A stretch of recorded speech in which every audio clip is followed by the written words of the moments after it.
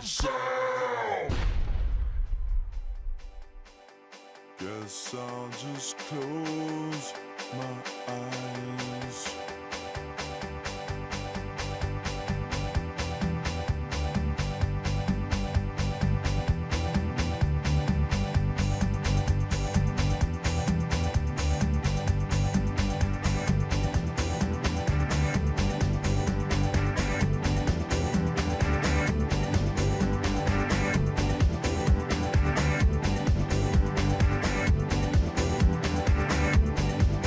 You can stand me up.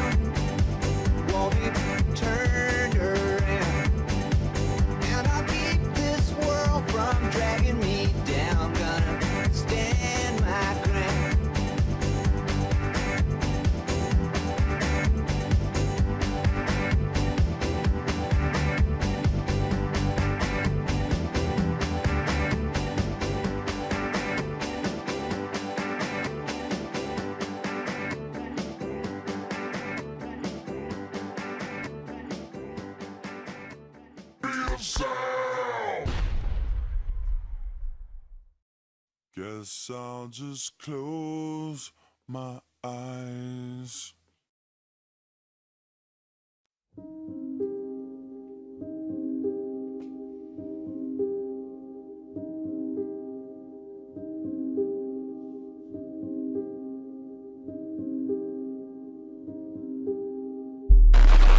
This is the people's war. It is our war. We are the fighters. Fight it then. Fight it with all that is in us. And may God defend the right. Warning! Warning! We gotta stop them! They're gonna kill us all! See how the trouble you've started? Be they the government, be they industry, be they organized labor, be they anyone, or human beings. Time when the operation of the machine becomes so odious, makes you so sick at heart that you can't take part. You can't even passively take part. And you've got to put your bodies upon the gears and upon the wheels, upon the levers, upon all the apparatus, and you've got to make it stop. And you've got to indicate to the people who run it, to the people who own it, that unless you're free, the machine will be prevented from working at all. Revolution Radio at freedomslips.com, the #1 listener-supported talk radio station, throwing ourselves upon the gears of the machine. Revolution Radio, where information never sleeps. You called down the thunder, well now you got it. Right, you tell them I'm coming, and hell's coming with me, you hear? Hell's coming with me! Revolution Radio.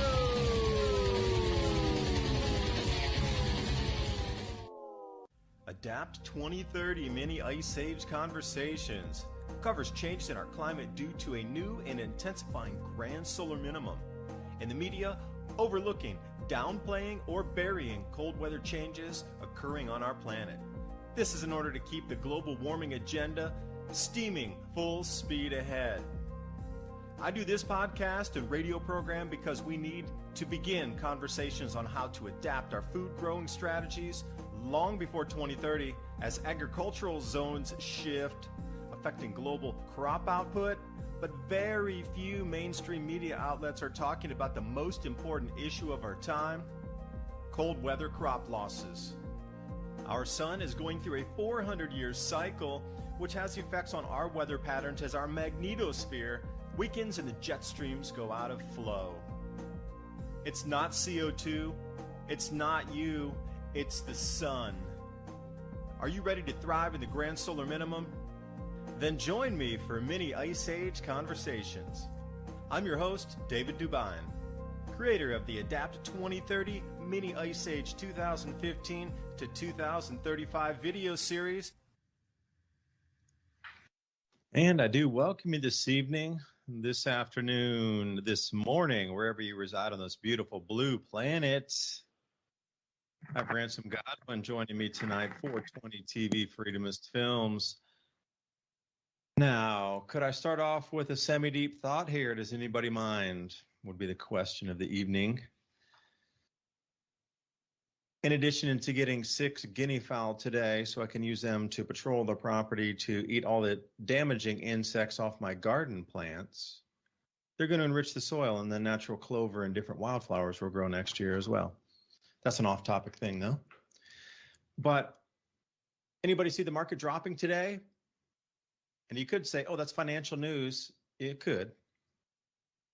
But what if I was to say the predicted fertilizer shortages and the food blockades, the resource nationalism, the cost of food rising exponentially, and borderline hyperinflation is starting to hit, like I said, May and June. The end of May, we're not in the end of May yet, but in about 3 more weeks into the first week of June, there's a lot of people with a lot of money that get the message that things are going to continue to increase and go into deficit and shortages as we move through to this harvest season, and people are going to get more ready. So would it not make sense that we're seeing a sell-off in the markets of people going, whoa, I need liquid cash to go buy a greenhouse. I need liquid cash to go put up a fence around 3 acres. I need liquid cash to put in my orchard. I need liquid cash to get out of the city and get some country land. It seems that as I was talking about, the financial news, the business news, economic news, agricultural news is starting to blend in to give the messaging with the IMF, the World Bank, and the Bank for International Settlements, and now so many other institutions saying food shortages October, harvest season this year, planting's going on right now. So would it make not sense that the markets are crashing as people are exiting to get funds to buy more stuff? And then I was watching an interview today. Would artificial intelligence start manufacturing as humans are no longer needed, but the manufacturing process can get the world back in balance again after the reset of the economy? And that's how I like to start the show. Ransom, thanks for joining, man. I'm super stoked you're here tonight. So many things to talk about. Thanks for the messages through the week. And Rumble, thanks for joining tonight, live streaming on Rumble and right here, Revolution Radio, freedomslips.com audio. If you want to see the visuals, Ransom, fill us in. Sweet. Yeah. Actually, I got banned on YouTube this week. I was naughty. I was naughty again. And what's funny is I haven't even been posting anything for a long time. And I've been getting subs. And then the very first time I post something, which isn't anything different from what I posted before, it was actually talking about how corporations are taking over all the farmland specifically, and they have an agenda to build these giant manufacturing vertical grow farms. And we're talking Monsanto, Bayer, Bill Gates, of course, and they are well into this scheme that they have going on just in time for what's going on around the world as far as food is going on. So they have a plan. They want to take over the entire food market. They're going to use this reset, whatever you want to call it, that they're doing right now. And they're putting forward their plans exponentially faster now that they realize there's so many people catching on. So they're moving forward faster, and these places are going to be producing food, mostly greens and stuff like that you would think. And the type of farming is technically organic. However, they're giving it mRNA technology additives. We'll just leave it at that in case we get in trouble on any of the platforms. But you know what I mean, because some of this technology has been recently deployed, everywhere.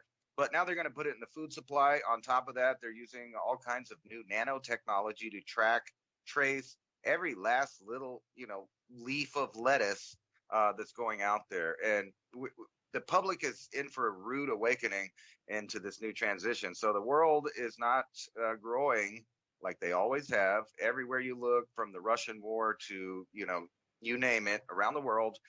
Planting's late. Planting didn't happen. Planting was flooded. Planting was frozen. Wildfires, drought, etc.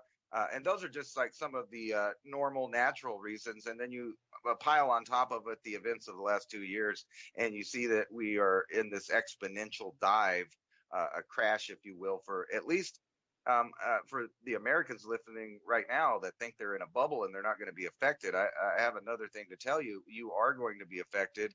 And, and down to a personal level, I'm starting over this week and planting because the first 2 rounds of planting that I did have already been devastated by insects. I'm trying to grow organic food, of course, so I'm not going the pesticide route. I've been using all kinds of different solutions. There's just millions of the insects versus my little amount of growing. So I'm skipping to all pots this year because of the bugs. The pill bugs specifically, they're just eating everything. So all of the beautiful amaranth, lettuce, you name it that I had growing, sprouting, it was looking like I was going to have a great year as far as just volunteer growth and seeds I put everywhere. But no. All of the fresh, anything green here in the desert has been chewed up by them. They ate every last bit of it. But I have realized once you get the plant going to a certain state, they'll finally just leave it alone. So I have all. Ransom, could I ask you, in these pots there, are they really closely spaced together? The ones I'm doing now are, and they're away from the actual ground, so there's just no way for the pill bugs. Yeah, they need more ventilation there. Yeah, well, they're doing good. I have lots of little plants going now, but like I said, the ones that I had grown that were, The spaced pill out in bugs. the Yeah, dirt, I'm interested yeah, in that. they just devoured everything. Every little succulent new sprout that came out, from amaranth to watermelon to melon, squash, everything. They just ate it. The only thing they left alone was carrots. I guess they Carrot. don't like the taste of the carrot sprouts or whatever it is. I'm not really sure why, but they left those alone, so those are coming along fine. But all of my main food sources that I was planning on growing, peppers, all of that, they chewed all of that up. So I have it all, and I've been slowly, transplanting them from the small little pots once the plant gets a little bit bigger, and those are all doing good. So that's great. As far as skipping to when the plant's a little bit bigger, because the bugs, naturally don't want to eat a live plant, but there's something they just can't resist those little succulent sprouts there. So I'm gonna have to do a whole different style of farming, and then making a bunch of new beds, and keeping in mind that they'll be infiltrated from the underneath by the pill bugs and different stuff. And I've been going around, putting that what is it, the little diamond dust powder, and that only does. Diatomaceous clay. Yeah, I left that to you to pronounce because I never do it right. That's like Exactly. I put molybdenum. Nobody knows how to pronounce that one either. yeah, I Pick up. spread that everywhere for the beetles and stuff. But as you know, pill bugs are, they're what, isopods, I think. So that doesn't even affect them in the same way. So that's really for just the lettuce fleas and beetles and stuff. But all of my transplants of bigger plants on the good side are doing well, and they're exploding. So I have like really big Roma lettuce outside right now, and these little colonies of Egyptian walking onions are going ballistic in all of the places that are like, I did grow food, and the soil's been kind of eroded and it isn't so rich. Those onions love that stuff, and that's just sitting there waiting, and it's constantly producing new ends to it because it just falls over and drops more, it plants itself. So as far as that goes, and evidently those pill bugs don't really like lamb's quarter, because all of those things are just, those are ready to eat. So weirdly, Hey, on the wild side of things is doing good, and then the farming type of stuff that I intentionally put got chewed up and eaten. yeah, so I had one comment and one question then, because when we planted our tomatoes last year, we didn't realize they would grow as vigorously as they did with the types that we got, like these beefsteak tomatoes and big, heavy, thick, versus Roma or some type of like sweet cherry tomato. So our row spacing was too close together, and in the beginning they did great, but then they were just too close together, and there was not enough air movement in there, and then the insects hit us. Yeah. So I'm wondering, question, like, when did you notice these pill bugs? Because for us with the tomatoes, we didn't start to notice it until the tomatoes actually started cracking, and then the leaves were a little bit yellowing, and then you looked under the leaves and you're like, oh no. Yeah, no, they were right on it this year. I think they've been busy munching last year's growth that's been cut down and all that stuff.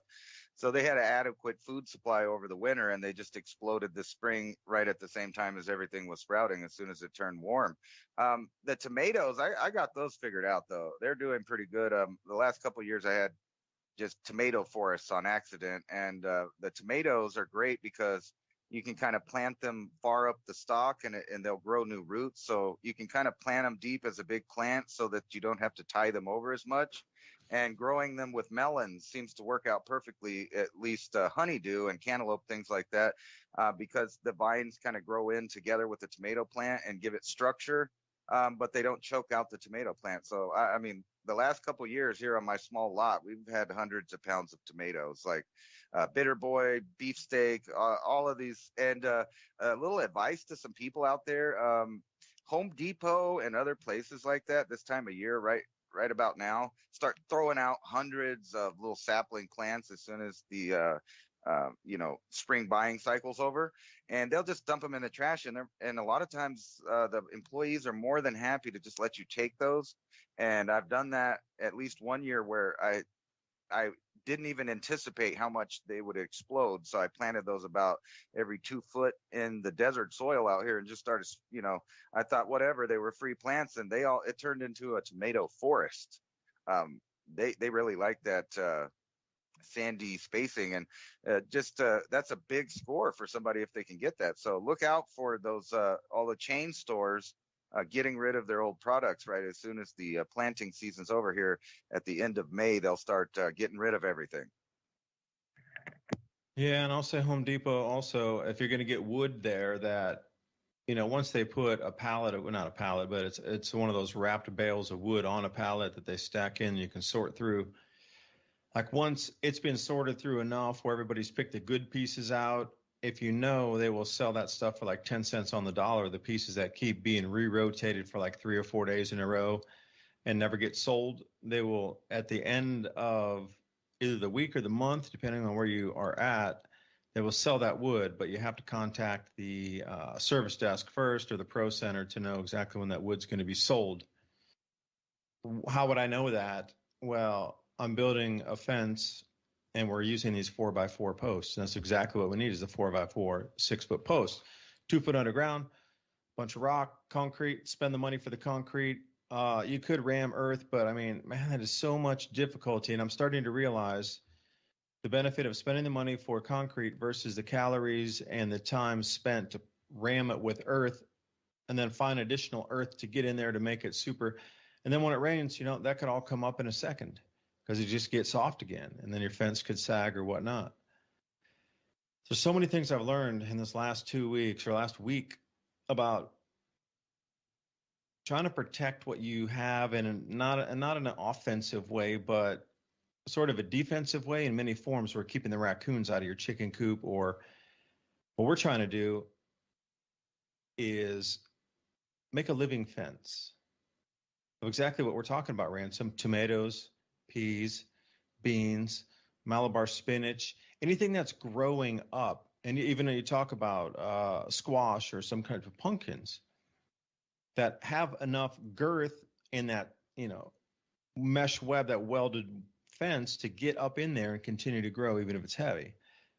And having like 1,000 feet of grow fence, 1,000 foot of vertical fence. You know how long it takes to put gardens out and then string that so your tomatoes can come up and your beans can come up? You're stringing wire all over the place.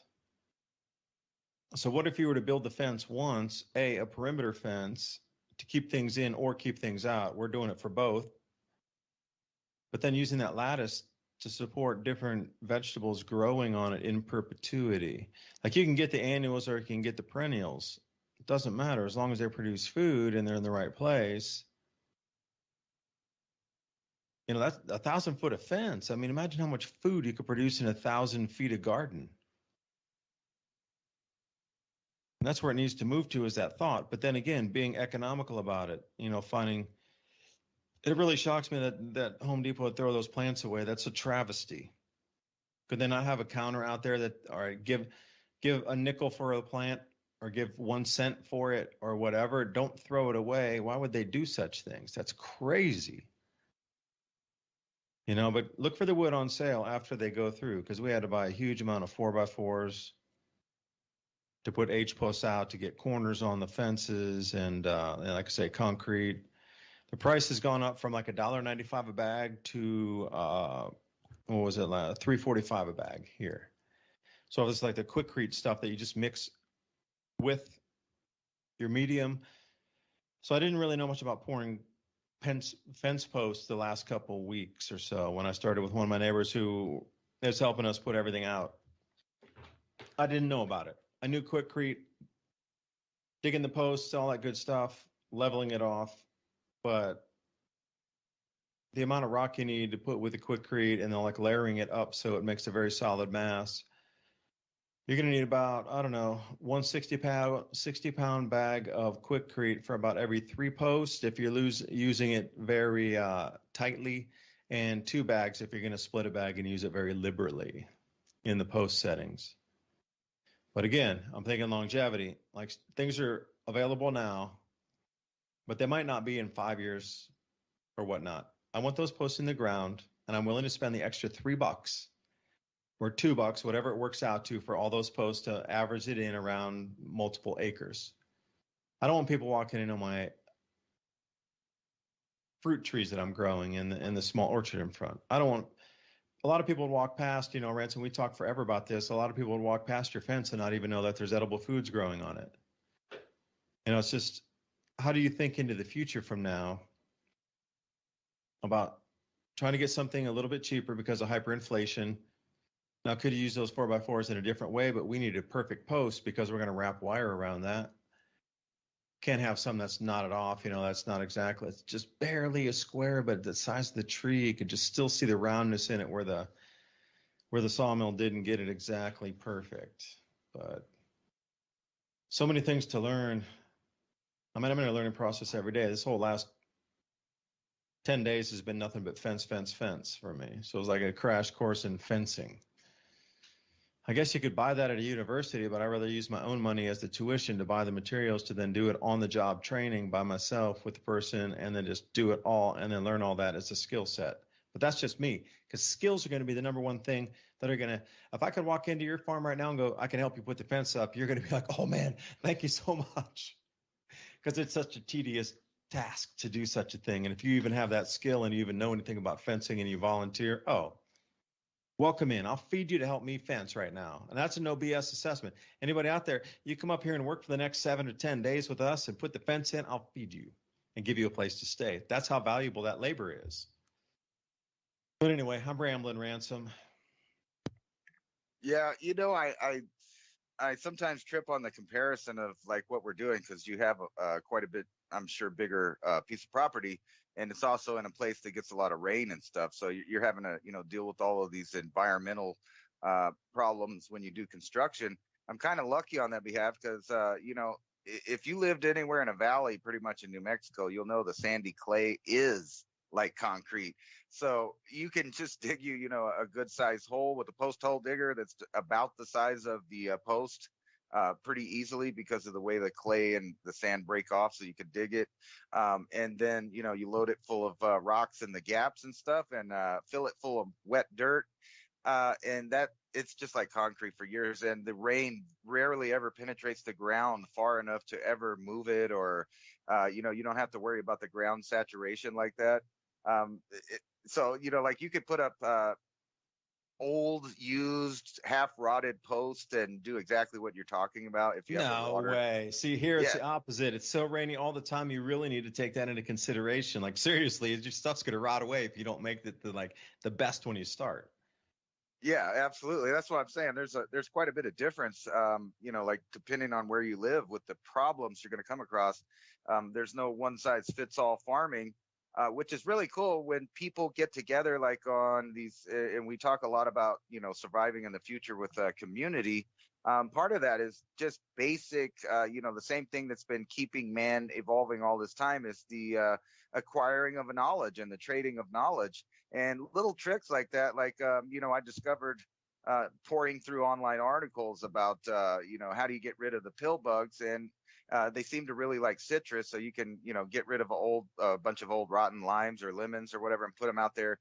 If you're going to go through the trouble of going out there and capturing them every night and throwing them away, I realized there was just too many of them per amount of space I have. So I just had to go with other solutions, like making new beds where the bugs can't even get in them, so you don't have that problem, which is really cool too in the desert, because if you use a bucket system and they're well ventilated and you water them on time and they have a little shade, you can constantly move them around as needed for when the sun moves throughout the sky differently throughout the summer, like the difference between May and August, and you can get the optimal sunshine and stuff.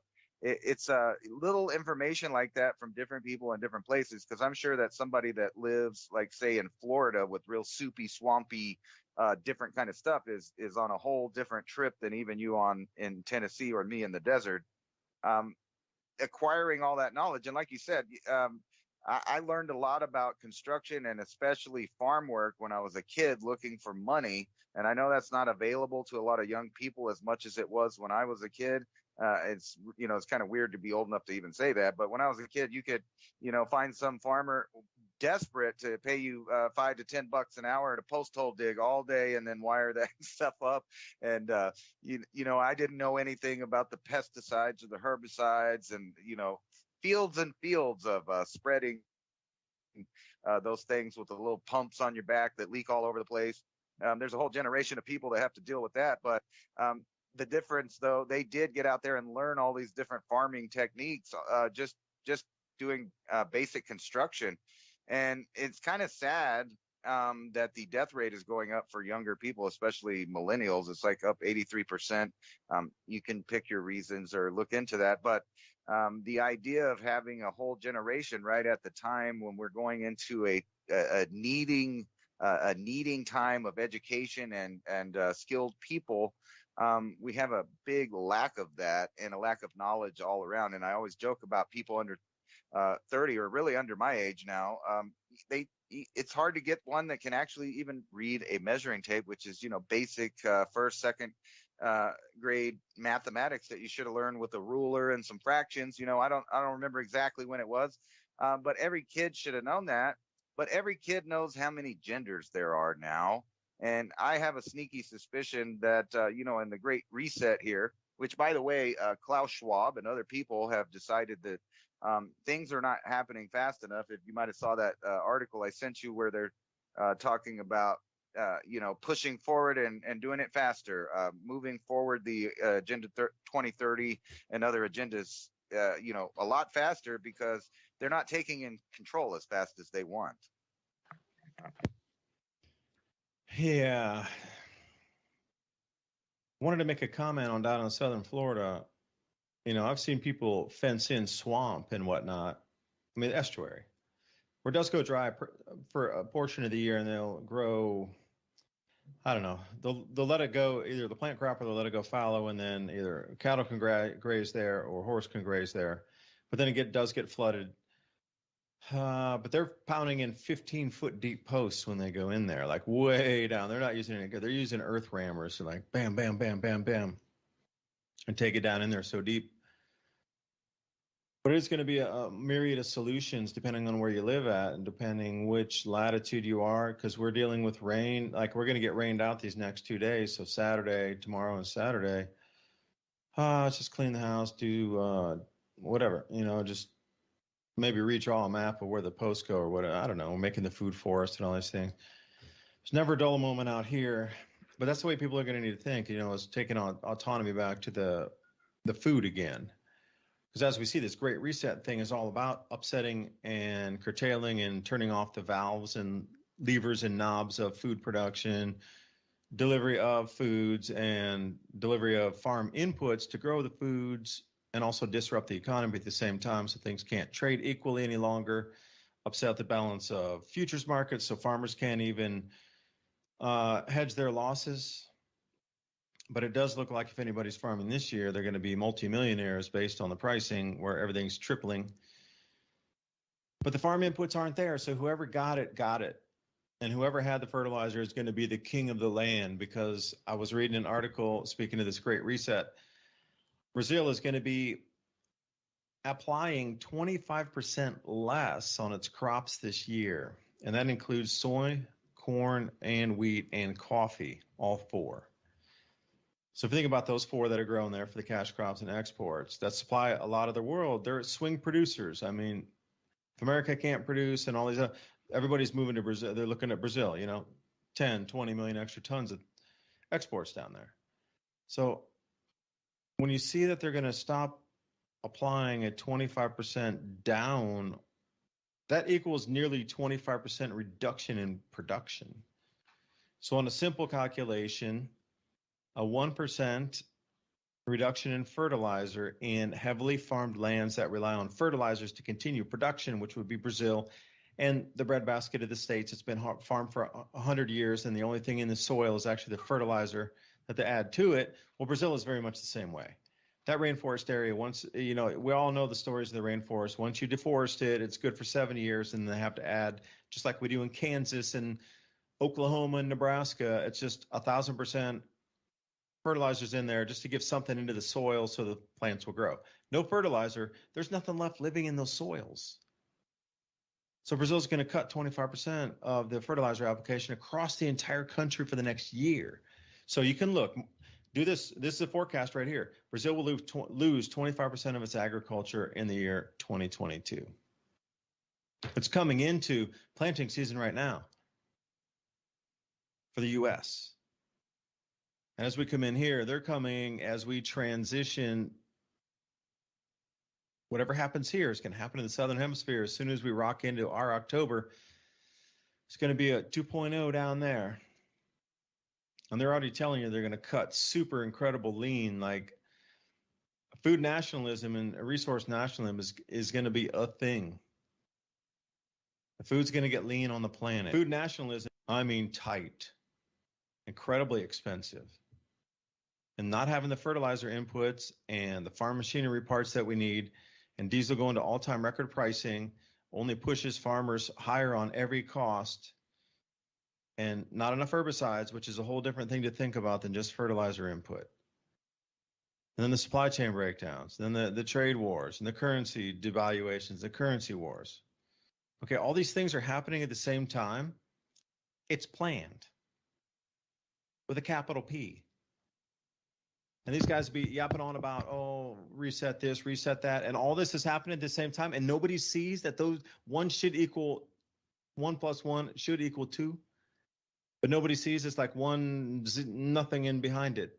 Like, how can people not see that what is happening in front of us with hyperinflation, guaranteed food shortages, Bank of International Settlements, International Monetary Fund, and World Bank all saying the same thing about October, food shortages, famines, all this stuff. They're all saying the same exact thing at the highest echelons of banking in the world.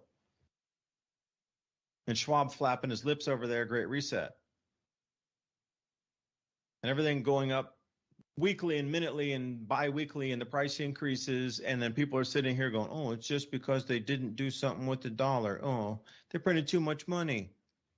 Now, wait a second. That's the distraction. Look around you. Can you imagine the perfect timing of all this to happen at this point when these same idiots are saying we're going into a reset and all these things resetting at the same time, and they're still watching Netflix? I'm working my fingers to the bone, getting sunburnt, UV 11 for like the entire day, trying to cover myself so my skin doesn't burn, so I can get my posts in place so I can grow food on a lattice. That's the kind of motivation you need to get through this, not sit and watch Netflix blaming Putin for gas price rises. That's the distraction, the narrative. And once, like I said, I'll keep coming back. There's a huge amount of people that understand Ukraine and Russia are responsible for 30% of the world's exportable food. That is going to zero. So where is the food going to come from for the export buying? Those nations that bought and rely on those two countries for imports for their food just aren't going to get it. Then what? Then Brazil's down 25%? You think America should sit here and continue to sell our grains across the planet? You think we should continue to waste our grain production producing ethanol? I don't think so.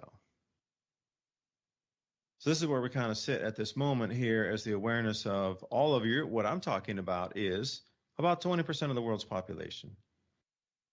So how are they going to move and take their funds out, and what are they going to do with it? I don't know. Maybe they'll start to grow.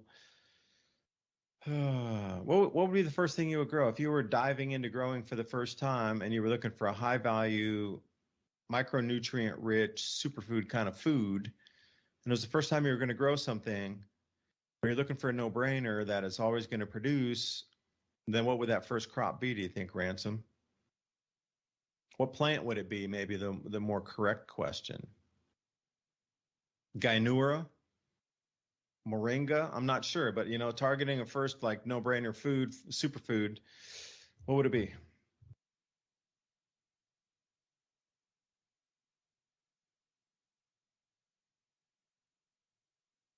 That was an awesome. I like that answer. That was perfect, because I can grow that too. But anyway, Ransom stepped away for a second, so let me throw something out here also. 2022, as we come to the end of it, 50% of the planet will understand what's happening around July and August when they do the crop tours. And then the futures markets are going to respond to that, and there's going to be huge upsets in addition to the decline or the downturn in the stock market.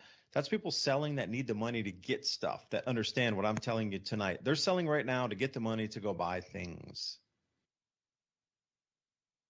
That's what's happening. That's why there's a sell-off. Forget all the scare in the market. Forget the wars. No. It's because they're all getting the messaging that there's going to be a food shortage at the end of the year. And they're running out to buy chickens and geese and whatever and all kind of farm implements and feed and fertilizer if you can get it. They're buying all kind of stuff. They're exiting to buy stuff. You should too. But then the crop tours will come, and then the other 50% of the people will get it. And by that time, there's going to be a lot of stuff short. But then October, the rest of the world wakes up. Then what? Then what should be the question is, once the world realizes that when they come into this, that our food is going to be very limited in choice and so expensive that to balance fuel cost increases for driving our car and also at the same time energy increases at the house, prices to heat the home, and then your food prices, everything's tripling across the board. A lot of people can't afford that, and that's the upset factor.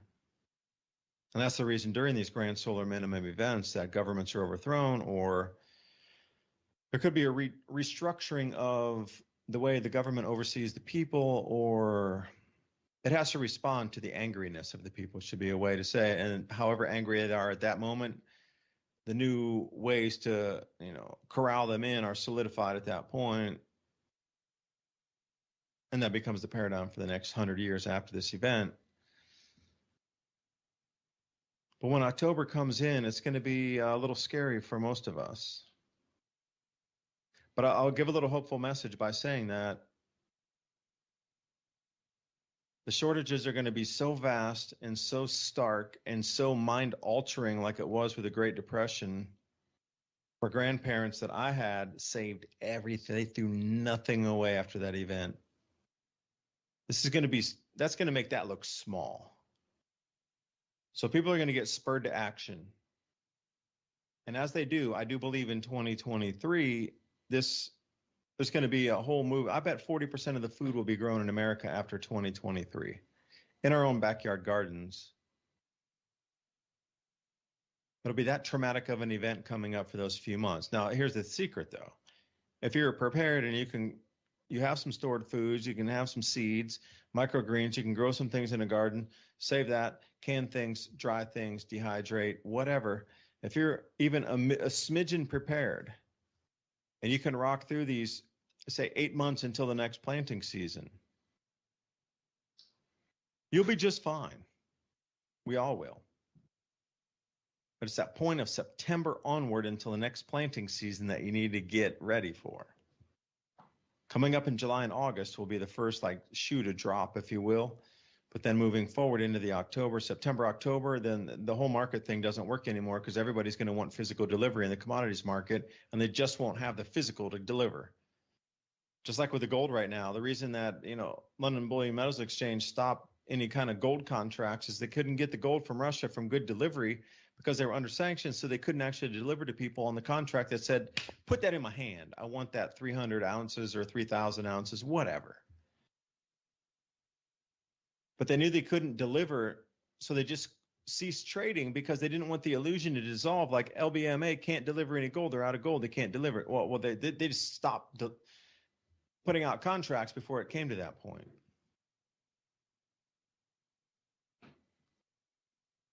So what's it going to be? The same thing with corn? Same thing with wheat?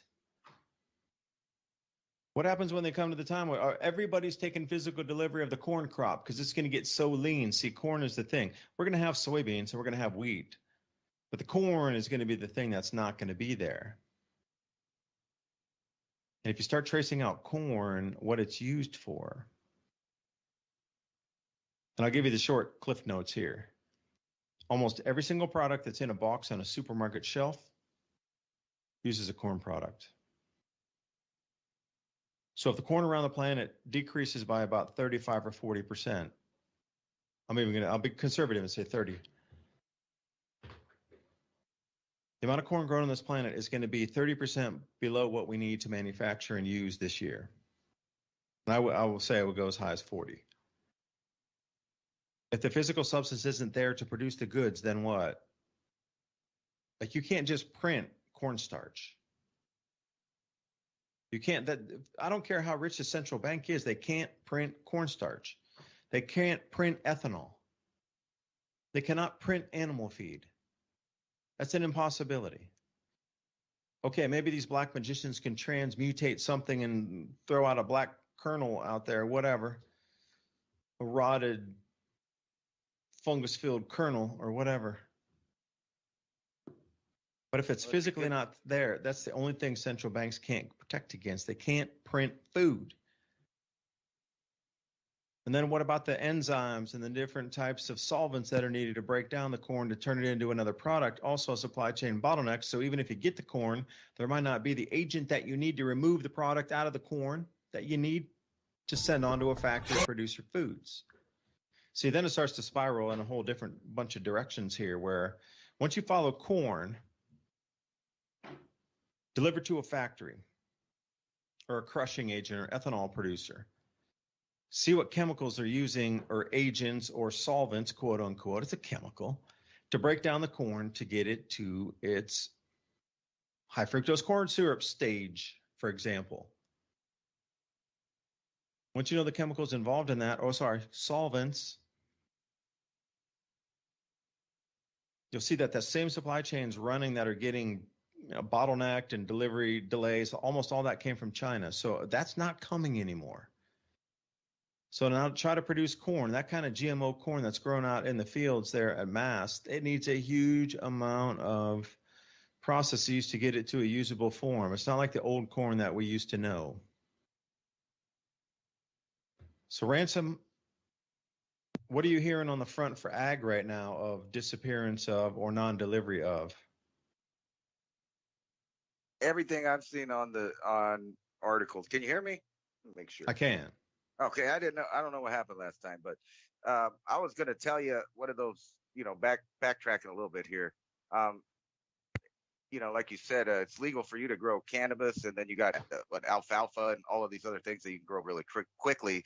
So as long as you have a lot of seeds, you really, like you said, you don't really have nothing to worry about because you can kind of maintain when things are going that way. But going through the headlines, every angle of any kind of economic or farming or anything, like let's just skip through here. Of course, the global chip shortage, which impacts all of the other, arenas out there when things don't start moving. Another energy price hike expected to hit everybody, of course. And then I'm sure, like you said, you've seen the stock market crashing. They're talking about stocks and bonds are falling lockstep and pace unseen in decades.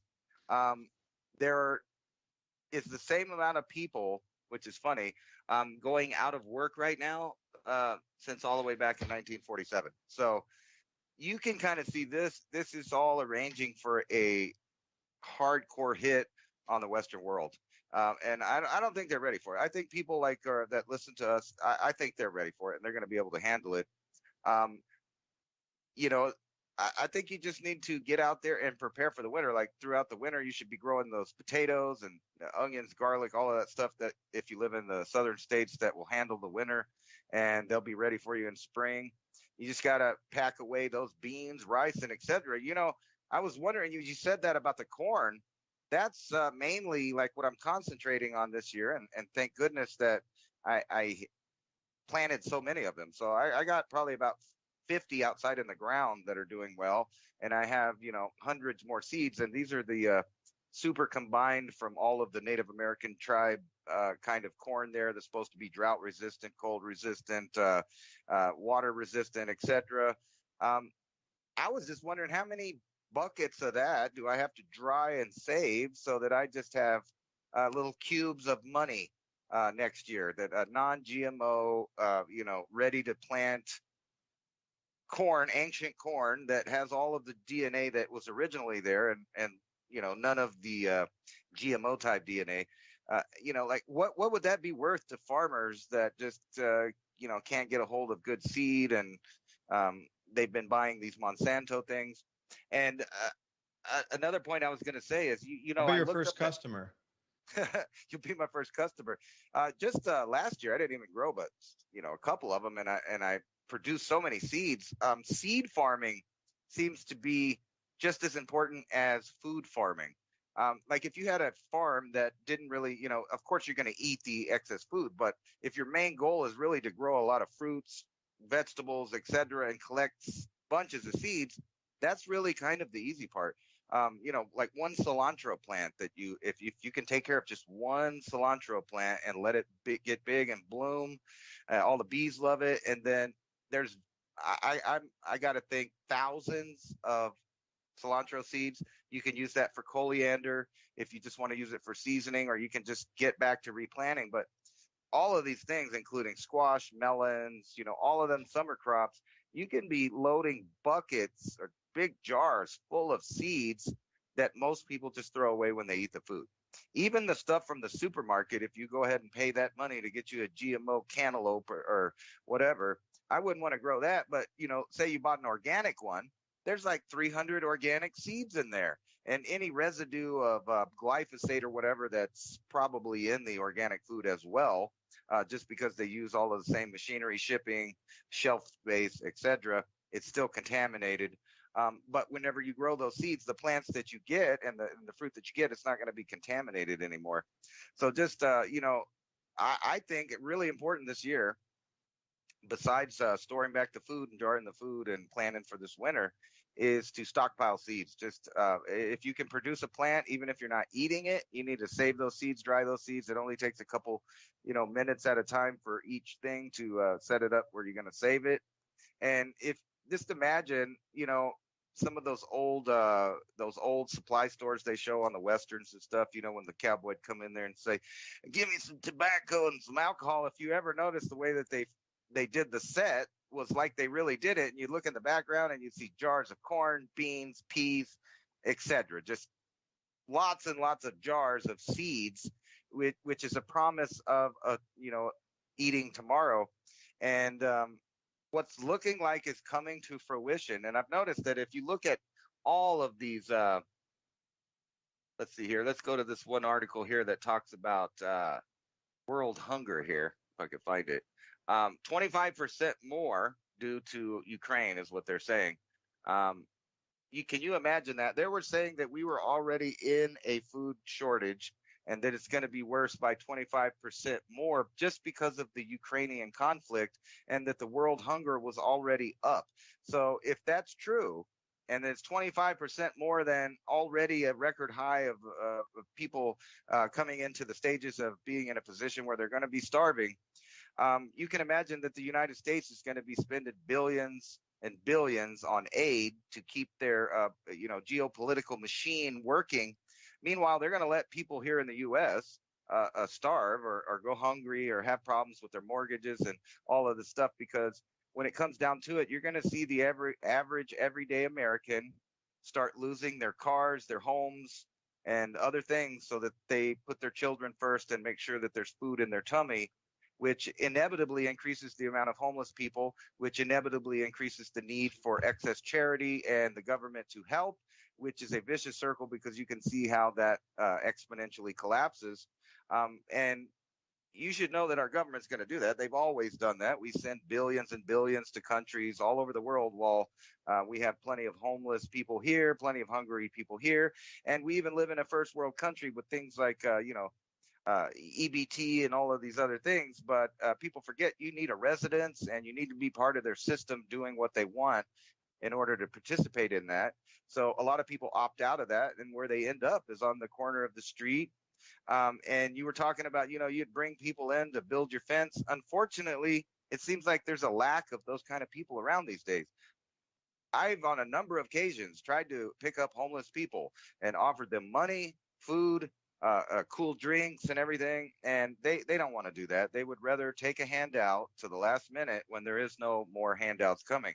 And believe me, there's going to become a point when middle-class families are struggling so hard that all of these charity outlets that have existed to keep our civilization kind of cohesive, they're going to start evaporating. And I remember too, it was a little little more than 2 years ago when we first did a show together, and that was one of the points I was talking about at that time, was that the food banks all over the world are struggling and not getting the donations. And this is 2 years ago. So imagine now when things are starting to really run thin, how this course of events is about to play out. More and more needy and hungry people, more and more price hikes on regular, everyday, average Americans who work, and the jobless numbers are going to the toilet. The manufacturing's almost non-existent. Nobody's really producing food. The government's playing games with other governments that seems like to ensure that we have just as much issue as they do. Like Biden said, if they suffer, we suffer, but it's Putin's fault. Remember, it's all Putin's fault. Even though all of this was in major swing and almost into the full curve. But circling back to my point, I've been looking at all these charts, and I'm a weird guy with symbols, and I've noticed that, and I'm sure you would concur, that if you just took out a history of solar activity all the way back to past the existence of man, you'll see this little heartbeat of the sun going up and down and up and down. And you can clearly see, and we know that at the peak of those, things, civilization crumbles and falls. And we are exactly at that point. But then I keep going through all these articles talking about world food hunger, price hikes, financial bubbles. And if you just overlapped all of those graphs, they would inevitably show you a pattern exactly like the sun. The sun is going into that phase, but we have these creepy governments planning for it. And like I've said before, I believe that this is the mass culling, and it's just so polite and so bizarre that people just aren't catching on to what's going on around them. Bigfoot in the Great Smoky Mountains. I'm looking over here on agriculturenews.com/news. High commodity prices shift conservation lands to crop fields. So what they're saying is this is a super misleading headline here. And I want you to know it's a misleading headline. I'm going to try to dissect it. They're going to take 1.7 million acres out of long-term conservation reserve. So if you're a farmer, you can put your land on a conservation reserve, and the government pays you every year not to farm your land. Plus, you get the whole, like we have here, we have a forest and a reforestation project and, a green belt, and you get all these different initiatives. If you don't, like, I'm not going to cut my forest. I want to keep it. I have no intention of cutting it except for like a log or two here that we need for things. That is for me to protect. And that's great that, I get a tax break for having that piece of forest that I want to protect anyway. I'm not going to cut it down. But these people or farmers or whatever corporations that own these farms are now putting it back in and taking off of long-term conservation reserve and putting it back into crop production. Okay, but we're coming back to the same exact thing here. I don't care. You're not going to print fertilizer. The central banks cannot print fertilizer. They cannot print herbicide. They cannot print diesel fuel. So when farmers don't have the inputs, I don't care if you put 1.7 million acres on, if they don't have the fertilizer and they don't have fuels to run the machines and they don't have the herbicides to take care of whatever pests are out there in this GMO monoculture, ridiculous monstrosity that is ag business today. If you don't have those inputs, you're not farming. I don't care. You got 1.7 million acres of grass, basically. There's nothing growing on that. To put 1.7, because I was watching these USDA reports saying they're taking 6 million acres offline because they don't have enough fertilizer and herbicides, and all these farmers are opting to take the prevent plant this year in advance, knowing that there won't be the fertilizers. So this is another scary thing. Our government is giving the farmer the choice to say, hey, we don't have enough herbicides, fertilizer, and machine repair parts for your tractors. So we're going to give you a choice A, and you can just not farm this year, and we're going to give you a huge amount of subsidies beyond what the normal is because we know you're under duress. Or B, you can try to farm it and come in well below at a loss and try to put something into the market, but they say it's going to sky high commodities prices are going to continue through the fall. So, it's already sky high. It can only go higher from here. And just do the projections out from how much your food has risen in the last year, and then take it out when there's even more scarcity, take it out even doubling or more to the fall. So this misleading headline here, That's the narrative. Okay, we're going to put more crop production out there. We're going to put more, acreage into production.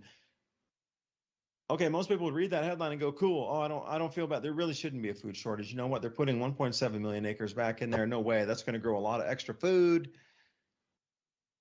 But if you don't have the seed, the fertilizer, herbicide, diesel, machine repair parts, or an active market to trade that, you don't have any food. So it's so misleading. So misleading.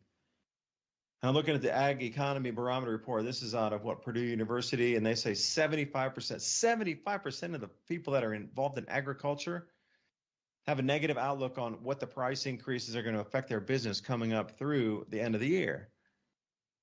So 3 out of 4 are saying, whoa, we got some serious problems with prices here. We don't know if we can afford the stuff to even grow your food for y'all this year. That's where it's heading right now? Like, what? And then I'm looking at this 3 big things today. Wheat futures, corn futures, soy futures soaring, overnight trading. I mean, we're coming into that perfect storm. And again, if you were a government, would you tell the people that we were at the beginning of the cycle right now? Because the onset into the cycle is the most tumultuous in terms of planting and harvesting dates and economy and value and asset class and asset determination on what value is to settle between nations or government and company or company to company or individual to company or company to individual. It just doesn't matter. At that point, it all is upset. Nothing can be quantified anymore because these notional values that we've had that have been stable for 100 years have just been thrown out the window in every way, shape, or form. So I don't know. That's a lot of rambling, man. I don't know. We're coming on to the break here in just a minute. So sign us out. I need another drink, I think, to continue this wonderful conversation about hopefulness that we're having for people to survive if you're a little bit prepared through the evening here. Right. I definitely think that everybody that's been paying attention the last couple of years really doesn't have much to worry about. But if you know people that are willing to listen, you need to spread the word and kind of warn them. Things are about to get really thin. Something that most people have not seen in their lifetime. So get ready. Yeah, not just this lifetime. Multiple millennia or multiple centuries.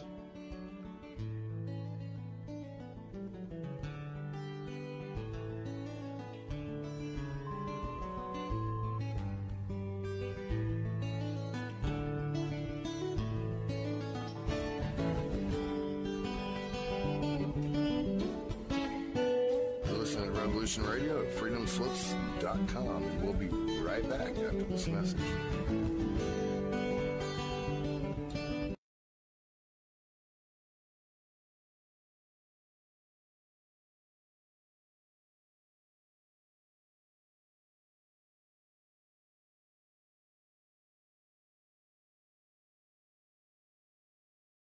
Me Monday nights, 10 p.m. Eastern Standard Time for Open Canvas. Don't forget to bring an open mind. Yes, folks, that's right. Bring an open mind to an open canvas. Again, that is Monday nights, 10 p.m. Eastern. UFOs to government corruption. This is Revolution Radio, freedomslips.com. You don't need to expect us. We're already here.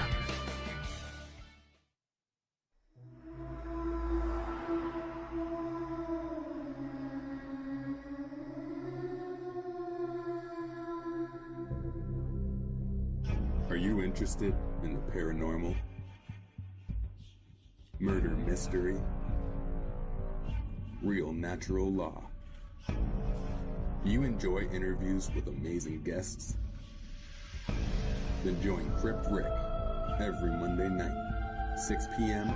Eastern Standard Time, right here on Revolution Radio. Studio A, freedomslips.com. Crypt Rick's I've been thinking. Welcome to the Crypt.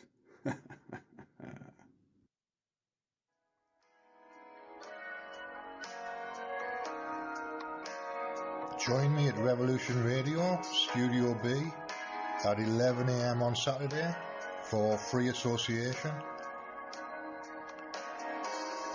when we take a look at philosophy, spirituality, psychology,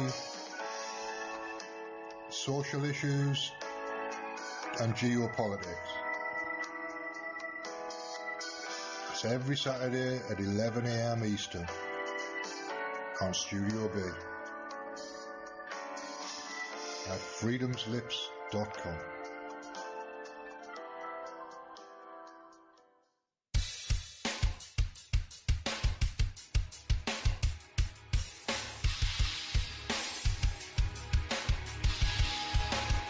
Enter into a world unseen on Raven Star's Witching Hour. You will encounter eclectic topics from the realm of spirit brought into our matrix of truth. With your host, the Solaris Blue Raven. Solaris will bring you an array of unique guests covering topics from ghostly spirits to amazing anomalies, covert technology, UFOs, and shadowy global events. And that's right here at Revolution Radio, freedomslips.com, Saturdays, midnight till 2 a.m. Eastern Time. Revolution Radio, where information never sleeps. Let the magic rise.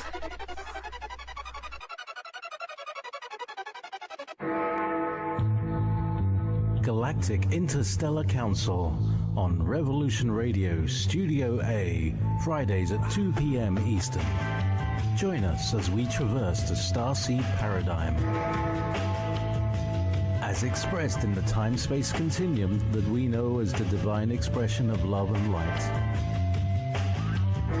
Integrating this conscious unity into the galactic paradigm. So welcome all, both terrestrial beings and galactic beings as one. So be it. You're listening to Revolution Radio.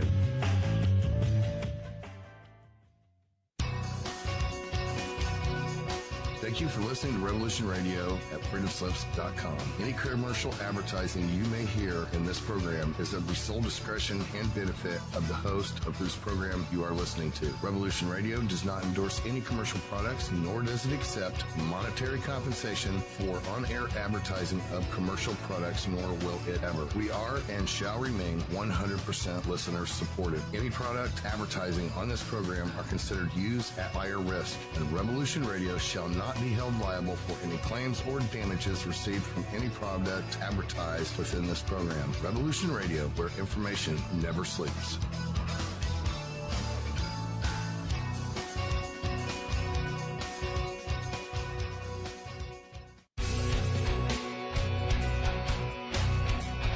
All right, thanks for listening while we took that short break here at Revolution Radio, freedomslips.com. And now we're going to get back to your host.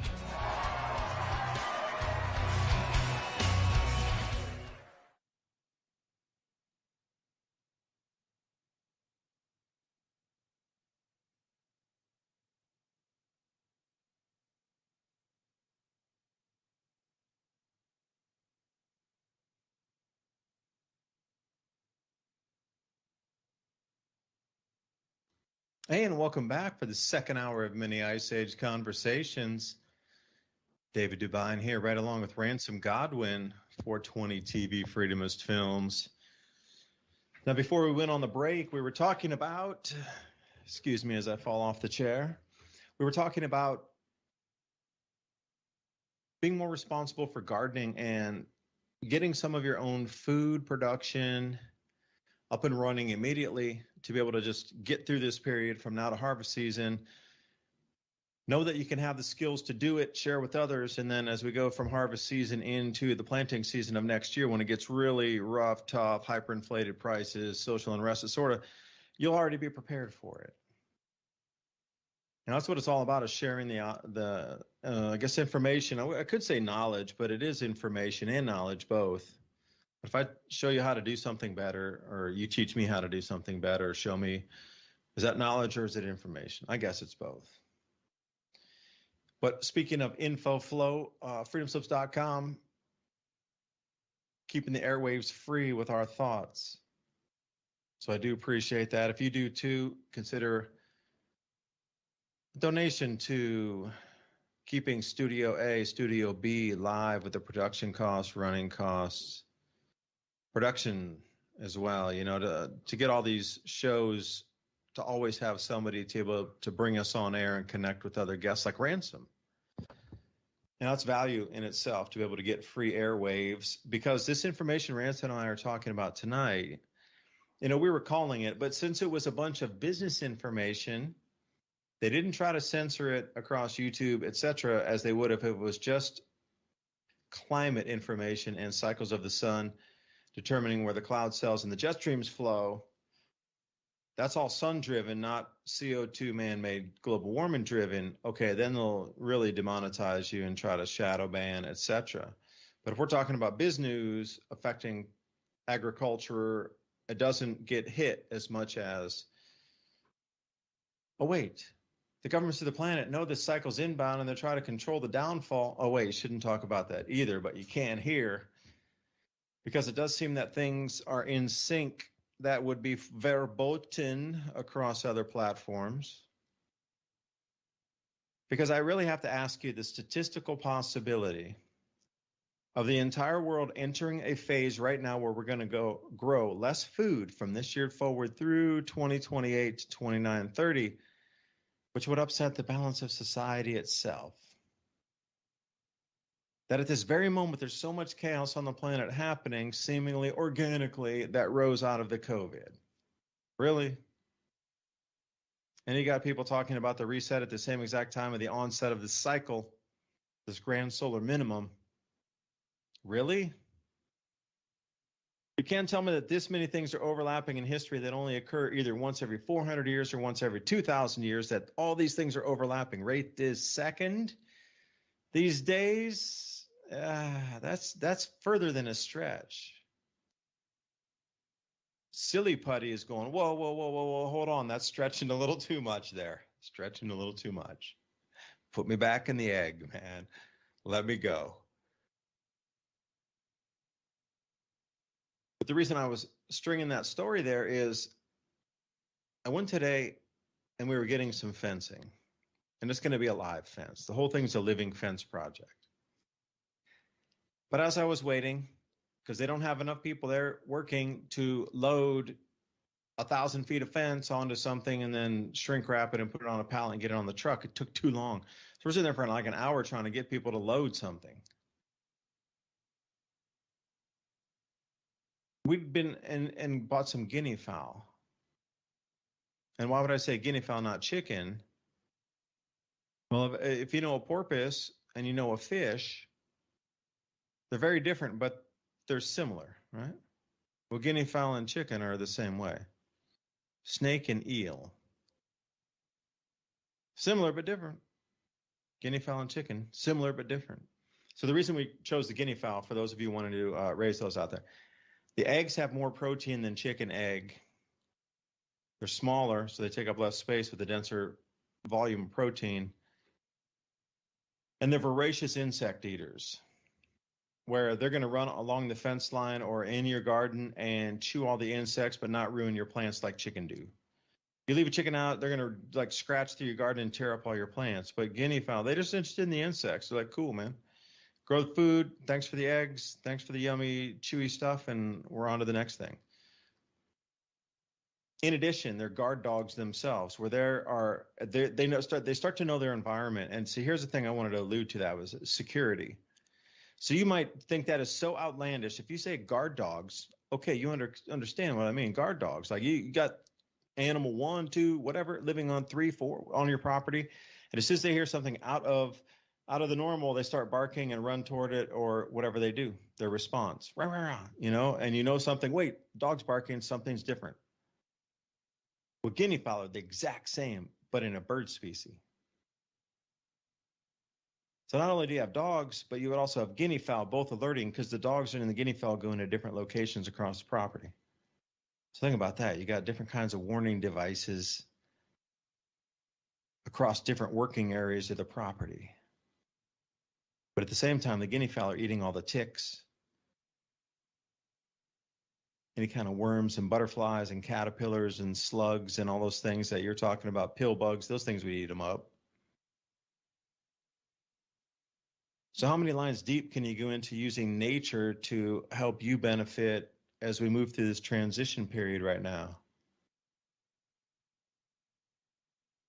every single aspect of using what we know as knowledge of our forefathers and what we know now, what we can, trade on the line, internet here, it's all going to be needed so deeply. I mean, how can you get a higher yield? I mean, that's the whole thing. That's going to be water cooler talk in the next, before October comes up, water cooler talk's going to be like, what are you composting? How do I get more nitrogen in my compost? That's going to be water cooler talk.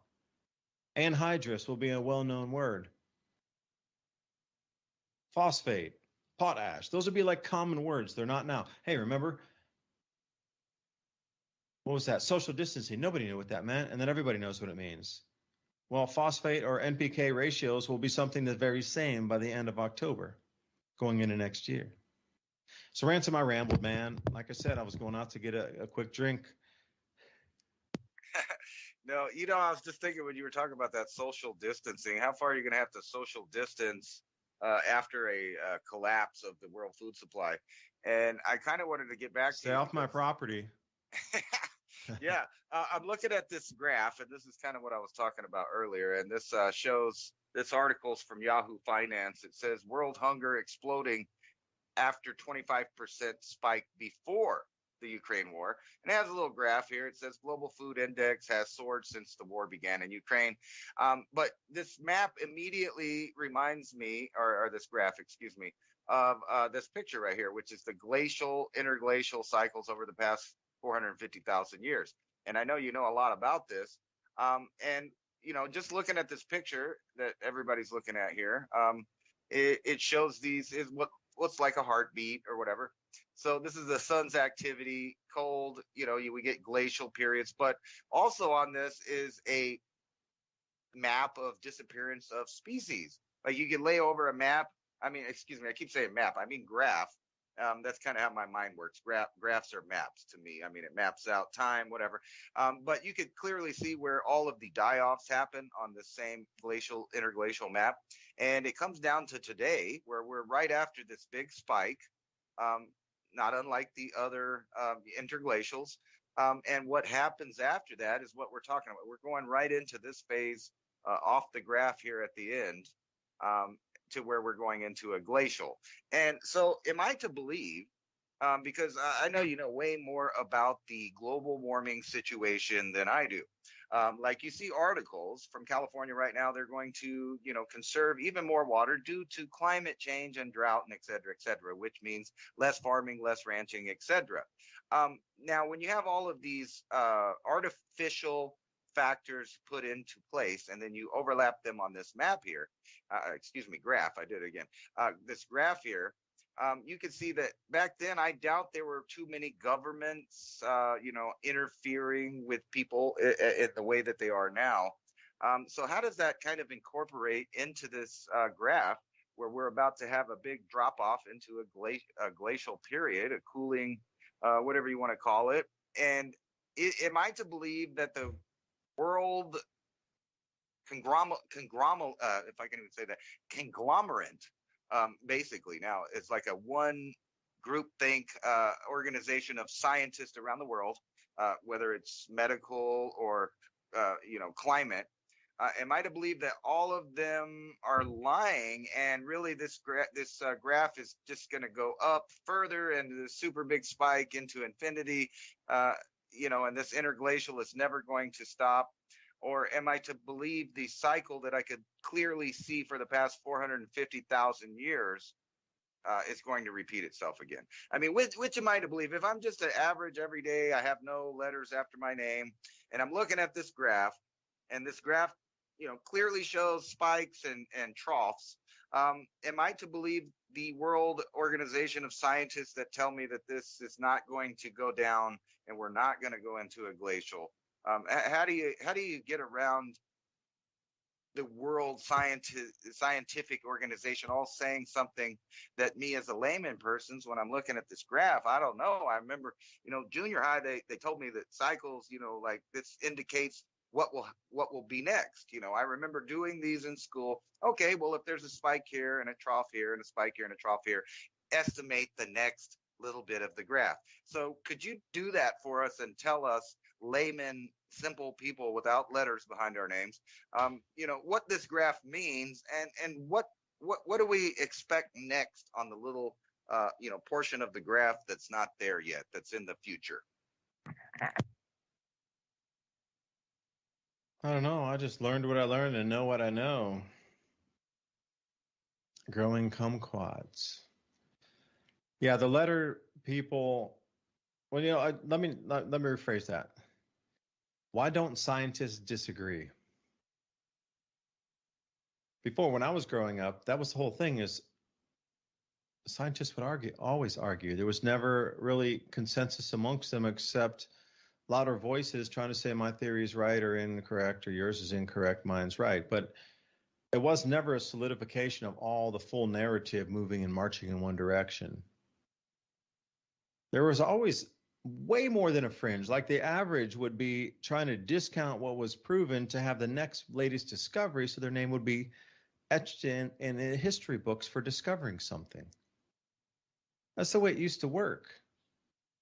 That was the dream of scientists, to have your name etched in the annals of history that you, or annals, excuse me. Was that a... But that's what they wanted. That was the whole thing. It was about getting the job, getting the title.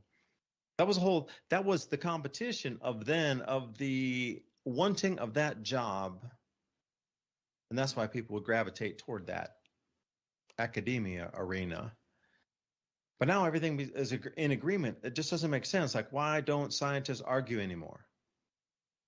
And Ransom, if I could add something to the 450,000-year chart that you're looking at, you can go back they have good data to about 3 million years prior. It's actually about 2.8 million years of successive ice ages being way less severe back then.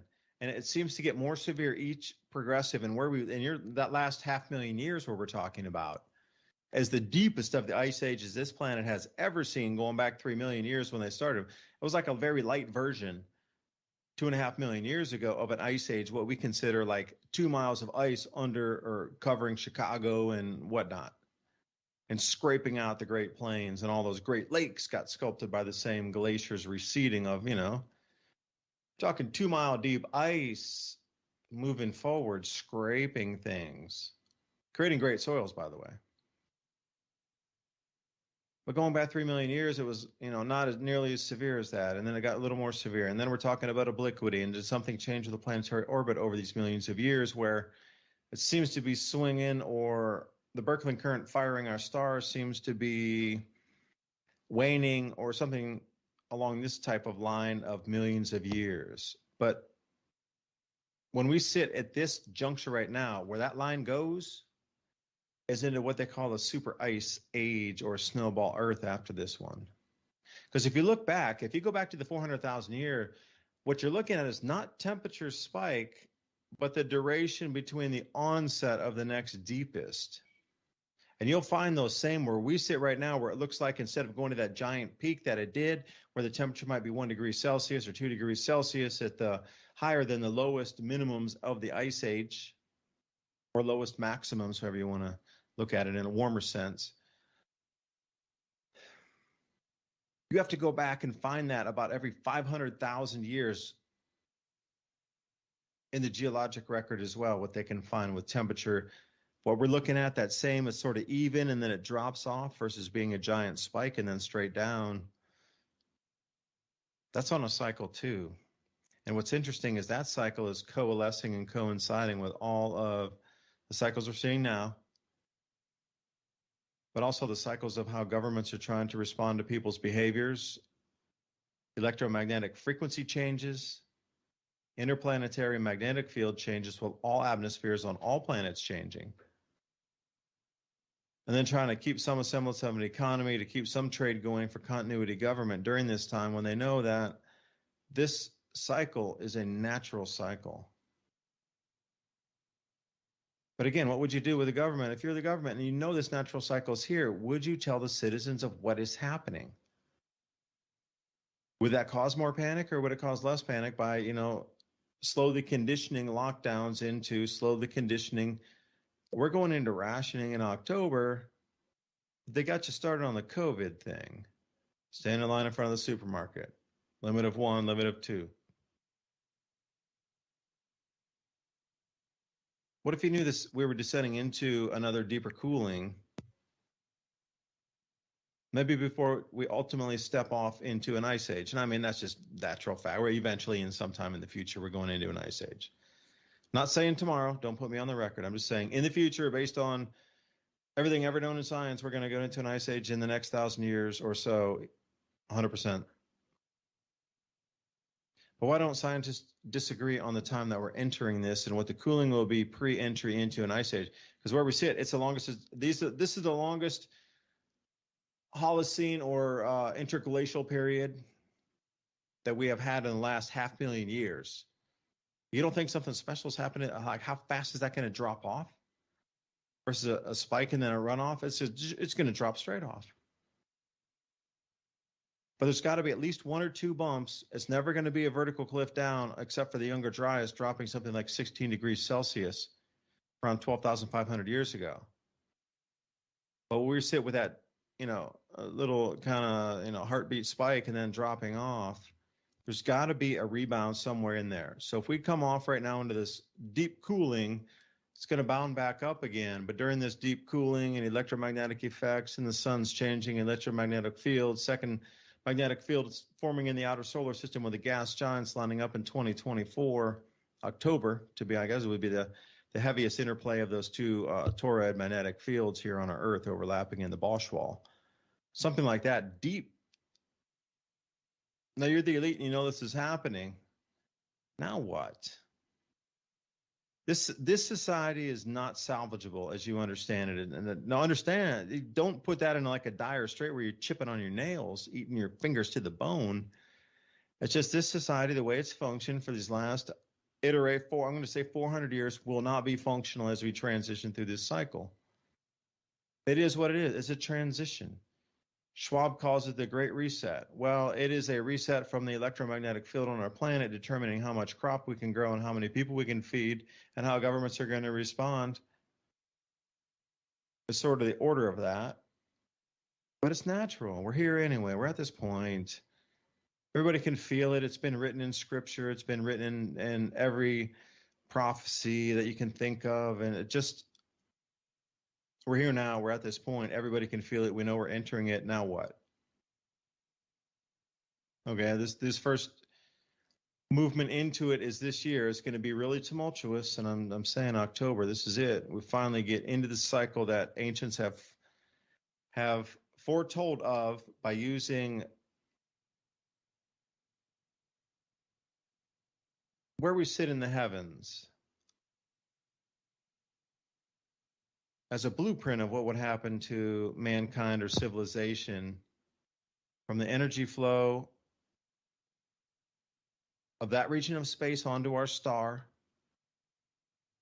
that would then allow us to have enlightenment or not, depending on how fast the frequencies flowing through our electromagnetic field, to either strengthen it or loosen it. It seems the looser the magnetic field gets, this is the shift phase right now. It's an interesting time to be alive. I'm super excited. I want to see the plasma in the sky. I want to see Squatter Man come back into the skies knowing what it means and then understanding how my mind might change to that electromagnetic field state change as well. So the question I might ask anybody listening tonight is, anybody witnessed, felt, or seen anything different in these last 2 weeks? Something out of the corner of your eye, something you can hear like a whisper. I don't know, it's something different. You just know it's an intuition, it's a feeling.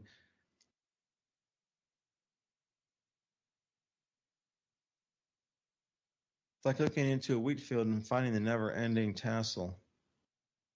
Anyway, man, I got stunned there.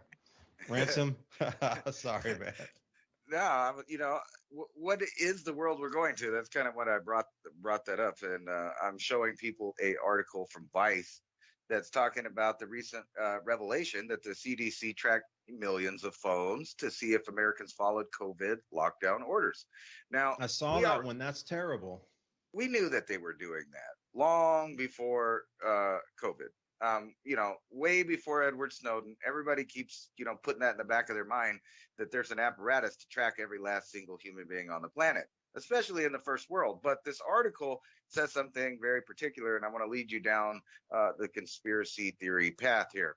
Okay, so the CDC tracked millions of phones to see if Americans were following COVID lockdowns. But as you see under here, newly released documents showed the CDC planned to use the phone location data to monitor schools, churches, et cetera, and wanted to use that data for many non-COVID-19 purposes. Now, what does that mean? Well, when you live in an age where also, you know that there's a global chip shortage. Why is there a global chip shortage? This is really bothering me. When I look at articles like this here, and I'll show you guys here. Robot chef that has learned to chew, taste, and alter seasoning is unveiled. So, that's cute. That's nice. But here, the first commercial brain-computer interface is now entering human trials. So, from Elon Musk, and I want people to really think about this hard. Elon Musk recently bought Twitter. Great, yay for free speech and everything, and I like that too, and I'm down with that idea. However, I start seeing his comments coming out shortly after that, talking about, well, we want to get rid of the bots. Okay, well, that sounds great. Get rid of the bots, and there's only real people. But to verify that there's only real people, we're going to need some real identification. So that anything you say or any opinion you have is on record. It's going to you and your identity in the digital world. Now, keep in mind, this is the same guy that wants to put a neural link right into your head so you can have non-lagging, fast connectivity to the new network that's out there. So, but he's not the only one. Our buddy Klaus Schwab, he's quoted as saying in 10 years, which was 4 years ago, that everybody would be having a brain chip in their head. Now, when you think about these two seemingly opposite, people in business, finance, and the world elite, they're seemingly on different opinions, are going in the same direction. So what do you think that they were practicing doing with all this COVID lockdown information? Well, they were following people, and unfortunately most of the people in the United States, rebellious as they might feel, or they may feel like they're a prepper, or some of them even act like they're secret agent people, with the amount of prepping and stuff that they do. But one thing they probably did is take their phone everywhere that they went, including to all of their getaway places and stuff like that, except for the few elite that of that group that thought about it. I probably shouldn't do that. But the reason that they used all of this, and last week I was talking about the biggest drone exercise ever with the United States military took place in Utah. And if you've seen some of these swarms of drones, you'd realize that they can put any shape that they want to in the sky. Any shape, they can do it. It's hundreds, even thousands of drones that can get together and become pixels to the naked eye in the sky. So they can show you anything they want, but they can also track everybody down. And then you get back to this NASA, recently putting back out the idea that there's just aliens right there out of our reach in space. We just need to, talk to them. So we're sending pictures up for them. And then around the world, you were talking about, have you noticed a change? Like, I personally haven't felt a vibe per se like I have at other times. However, skimming through the news, I've seen an unusual amount of really negative, dark things that are going on around the world with everyday average people, making me think that my predictions of this time period is true, that there's a big portion of the world that either has cabin fever or some kind of mental problem. And, they're doing stuff, really dark stuff. I don't want to get into it, but lots of weird murders, lots of stuff like that. And then you got people being mistaken for dead all over the world, being, and here's a video from China showing that. They were sending him off to the morgue before he was even dead. But it's not just in China. Here's in Mexico, woman, they thought she was dead. They put her in the coffin. So all around the world, everybody's really consumed with death, murder, and then we're going to add starvation. So I think these are some of the effects, not only from the propaganda and the mind control, but the tuning in of a different era. Some people aren't going to be able to transition, and we know this in the past, that some of the hominids just didn't make it through some of these peaks and troughs, and a lot of species disappeared. But I've been scamming through the news, and I found an article talking about monkeys in Asia are now mating with pretty far away different species of monkeys all over the place in a weird panic to procreate.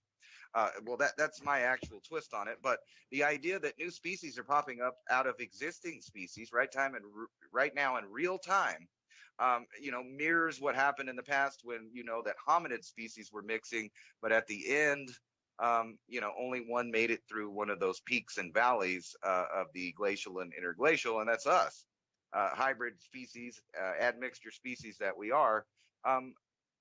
And now we're building robotic transhuman people to compete with us in real time. It's not sci-fi anymore. Robots, robots, robots. And at the same time, you see headlines like nobody has jobs. People are quitting jobs at record numbers.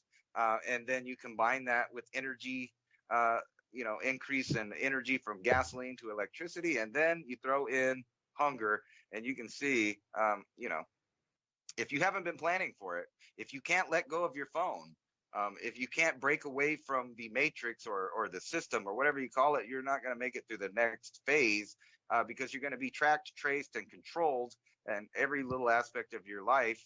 And this will also determine whether or not you're going to be able to apply or receive government rationing in tight times on whether or not you followed the rules in the previous beta tests, which we just went through. And that's my opinion. I think we're no longer in the beta test. I think by October, they're going to be implementing all these programs they just passed in a more serious way. And the lockdowns are coming back. Every whisper from across the world is talking about locking down everybody again, just in time, for rationing. And then they got you ready for the idea of locking off portions of the store, of arming the stores, of only letting people go in at one time. They got you used to being masked. They got you to celebrate when they took the masks away.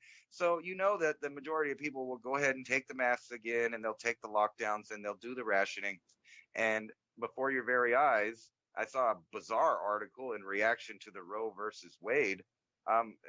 Women are lining up now to be sterilized. And if you really wrap your head around the era we're in, that is the exact opposite human behavior that we need. And I've talked many times about fertility rates and the plateauing of the population. We're going into a real tumultuous time, but I think, like you said, there is a glimmer of sunlight through there, a little silver lining to it. It's that there's this core group of human beings, just probably like there has been in every last cycle, that every last one felt it. They knew it was coming one way or another, either psychically or just reading the earth, but they knew it was coming. They prepared, they survived. Here we are, and we'll do it again, with or without government. Yeah, can I say something about this? I'm looking at the pronouns out there, screaming and yelling, breaking down. You got to realize how do we look at this duplicity, I should say? 5-6 months ago, it was, we're going to go to forced inoculations. You're endangering everybody. We're going to force you to have in vaccines, whether you want to or not. And then it's back to my body, my choice in like 5 months. What? You wanted to strap people to beds and force inoculate them less than a year ago. And now it's so out in the, my body, my choice again. I don't even know how people are able to just not vomit by looking at this right now. And how are people so brainwashed and so narrativized that they're out there on the streets protesting? But they were the ones signing petitions to force people on beds to strap them down to inoculate them against their will. Can I interrupt you for 1 society. second? Just 1 second. There's only just one similarity between those two things. And what is that? The same, it's all a suicidal pact. It's all about death. Kill your offspring, toxify everybody up, do as the mob says. I'm about to break out my little guitar and start playing like Nero out here on the corner. Play away, man, because winter wheat was only rated 20% excellent as of Sunday. So the total of good and excellent together is 27%. So we're looking at all the winter wheat all across America, and only a quarter of it was rated good or excellent. So what happened to the other 75% of it? What is happening with the food supply? Now, here's another thing. I was telling you about corn. Did I not say corn, corn, corn, corn, corn? And here, this is just off today's newswire, just hours ago. Only 14% of the U.S. corn crop was planted at the start of this week, well behind the prior 5-year average of 33%. And soybeans soybeans are at 8% of planting compared to 13%. So wait a second, 14% to 33% on the corn. That's an incredible difference. And this is from the 5th of May. That's today. And by the way, Ransom, I did want to say, thunderstorms going on outside, heavy rains. So if something were to get cut off, that's a weather issue, because I'm at the very end of a line of poles out here. The farm terminates at the last pole out here. There's nothing beyond us. So if that were to happen, but 14% of the corn crop, that's crazy. So what do they expect is going to happen when there's even less fertilizer and less herbicides and less inputs and less farm fuel? Do you think the corn planting is going to increase magically? I don't think so. And I got some numbers from Ukraine today. If anybody's following over there, they're planting on average 10% of what they normally do right now. 10% of normal, which means 90% of everything they would export is gone. And then we're looking here at the States. So what would happen? So I had a message. Somebody sent me a message here earlier today. No, the day before yesterday. And I said, nah, I decided that was an outlandish message. So I decided to call. And I was saying, did you really see that? Really? With your own eyes, you saw that. It's not a secondhand story. Yeah. And I'm not even going to say who it was. The person told me that they were seeing was like paper over where shelves were covered in the same cans, but tucked in there to make it appear as if there were cans. But this was a picture, a stencil, lithograph, whatever, over the shelves. I'd heard this of happening in many different places across the states. I'd never seen it in Tennessee. And just 2 days ago, I'm finally seeing it here. But think about that. That's a lag time of what, like 8 or 9 months, at least, maybe a year. When those pictures were going on the store shelves to make it appear as if they were more goods. Because here's the problem that I've also heard encountering from people who do buying for like Walmart, or they do, I know a person who buys for Kroger, and there's another Trader Joe buyer that I know. Now, Trader Joe's has always been small stores. So they can like pack the gills to the rafter and you'll never know anything disappeared. But places like Kroger and larger supermarkets, they can't shrink the aisles anymore because there'll be a giant like space between when you walk out of the aisle to go to the freezer or the milk section, the refrigerated section. They keep it usually along the back wall, for a better term. So if you were to shrink the aisles like 4 or 5 feet, it would make even a wider gap and a bigger distance between the end of the row into the refrigerated section. Magically, there's bigger stuff in between the aisles in that gaps. So there's a whole new segment of refrigeration that is super gigantic, oversized to replace what's being lost on the aisle size. Like they're shrinking the aisles by 10 feet or 5 feet. And what they do is they put some super giant thing in the middle to make it appear as if the space is even extra big, even though the shelves have gotten smaller. And it's usually a very well-lit thing, and all the meats will be hanging, or all the cheeses or something like this will be hanging on little hooks inside this giant well-lit display case that's optically, it's bigger than everything else, so it makes it like the Titanic in the middle of the supermarket, all down every single row to make you feel that it's so gigantic that there's so much stuff there that you didn't notice the 5 or 10 feet shrinkage in the entire aisle. So I was going somewhere with that, but I don't know. I was going to ask you. They had that movie, The Interview. I know you probably seen that, where they go over to I North like that Korea and movie, whatever. actually. Yeah, they had the little grocery store there with all the fake foods and everything. Yeah, with the guy who bit it, it was like a fake carrot or something. I remember Yeah. that scene.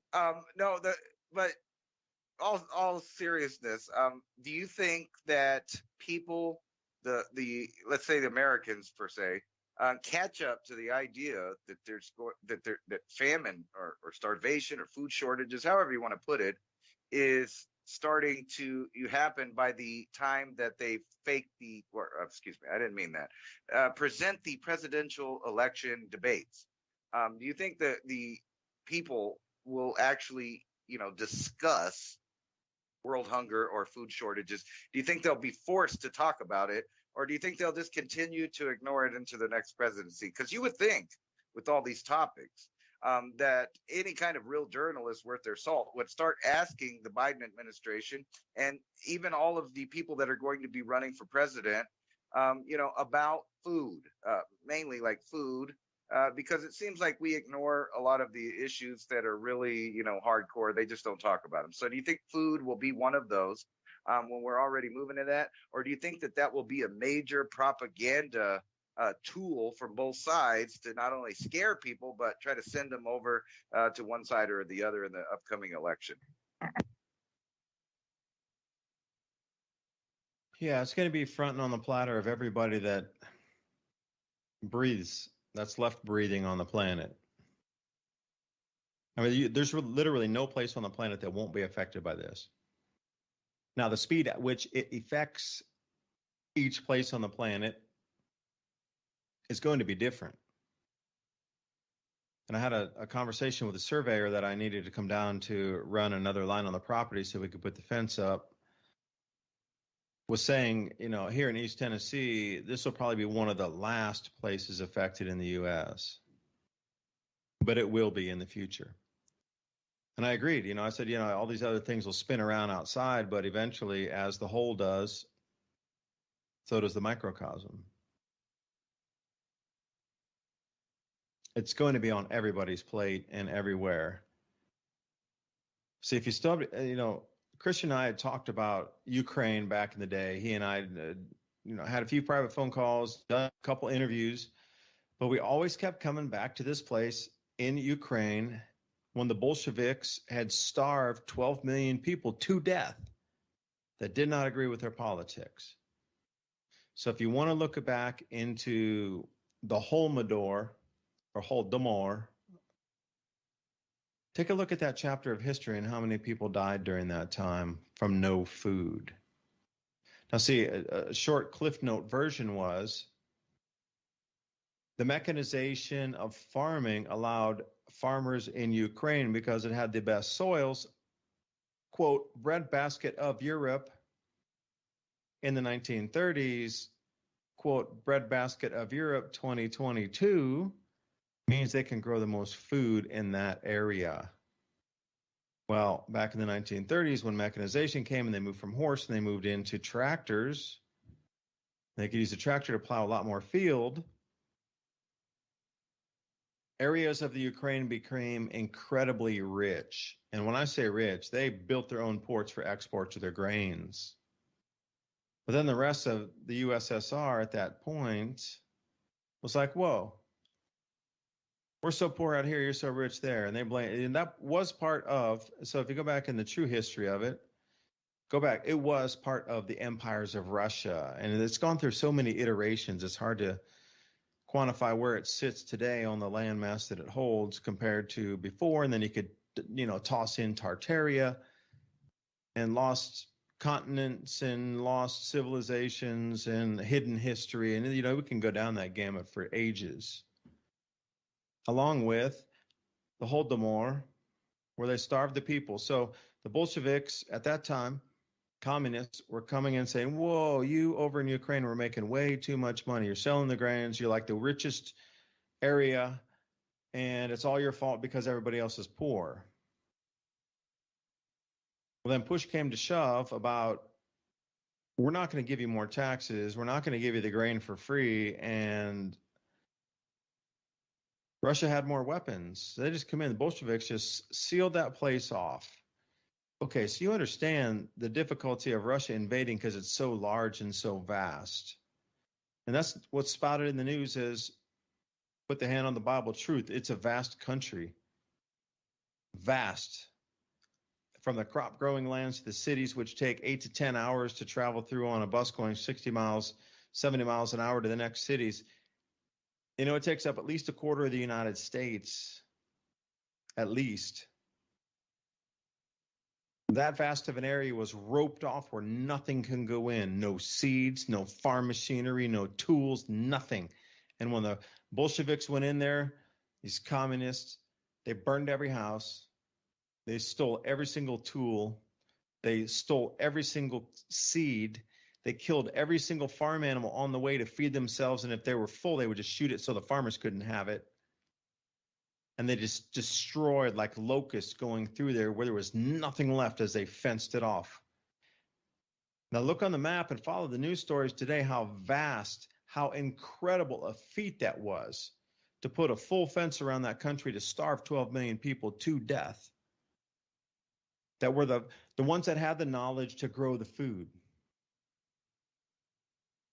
That was the largest grain basket in the 1930s as well. And what it took with people armed on the bad side to come in and either shoot, kill, maim, arson, and burn everything through. It was, you know, they always have this saying down in the southern parts here, Sherman went through Georgia. Well, Sherman, being the Northern general, did the exact same, burn and pillage everything that they saw as far as the eye could see, and then more, and pay people to do it on their periphery. And they burned a line through Georgia, and I say there's nothing left. They had to rebuild everything. It was the same way that the Bolsheviks went through Ukraine and destroyed everything and starved. See, what the thing for me was, how could it got down to the point where you couldn't even carve a stick. They had nothing. They had literally nothing. They took even knives, nothing away. So imagine going back to being a caveman again, where you were trying to find sharpened stones to carve the edge or the end of a tree to make it into some sharp, blunted instrument so you could dig the soil to put a seed in there to grow it.